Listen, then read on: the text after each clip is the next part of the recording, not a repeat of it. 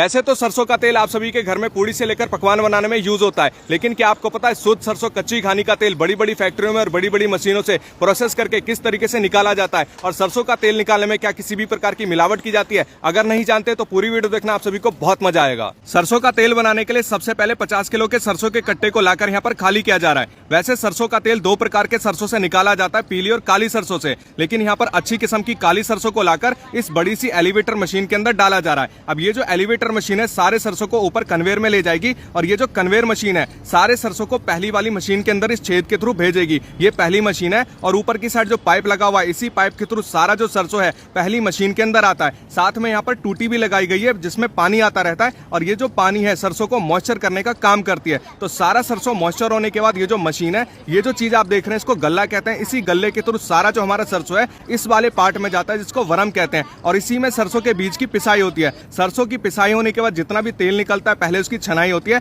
और इस मशीन के नीचे एक हौदी बनी रहती है, सारा तेल वहीं पर इकट्ठा होता है। तेल निकलने के बाद जितना भी हमारा खल निकलता है सारा का सारा खल इस मशीन से नीचे होकर इस कन्वेयर में गिरता है। अभी इस खल के अंदर और भी तेल बचा है, क्योंकि पहली वाली जो मशीन है केवल 25% तेल ही निकालती है। अब जितना भी खल है इस दूसरे वाले एलिवेटर में ऊपर की साइड जाएगा, और ये जो एलिवेटर मशीन है सारे खल को दूसरे वाले मशीन में भेजेगी। यहाँ पर आप देख सकते हैं सारा का सारा जो खल है इस दूसरी वाली मशीन में आ चुका है। अब इस मशीन में भी सेम काम होगा। तो सबसे पहले गल्ले के अंदर खल पिस के आएगा, और ये जो गल्ला है ये सारा जो खल है इस वरम में भेजेगी, और इस वरम में सारे खल की पिसाई होगी, और उसमें जितना भी तेल बचा होगा वो सब कुछ निचोड़ के यहाँ पर आ जाएगा, यानी 50% तेल निकल जाएगा। उसके बाद दूसरी वाली मशीन में जितना भी हमारा सरसों गिरता है, जितना भी गंदा खल गिरता है, उसे भी ये मजदूर उठा के पहली वाली मशीन में डाल देते हैं ताकि उससे भी तेल निकाला जा सके। उसके बाद दूसरी वाली मशीन में जितना भी हमारा खल निकलेगा तो सारा खल निकलकर इस कन्वेयर में गिरता है, और ये जो कन्वेयर है तीसरे नंबर वाले एलिवेटर से जुड़ा हुआ होता है। तो सारा खल इस एलिवेटर में ऊपर की साइड जाता है, और ये जो एलिवेटर है तीसरे नंबर वाले मशीन से जुड़ा हुआ होता है। तो सारा जो खल है तीसरी मशीन में आएगा, और यहाँ पर भी सेम काम होता है। तो सारा खल इस गल्ले में जाएगा, गल्ले में जाने के बाद सारा जो खल है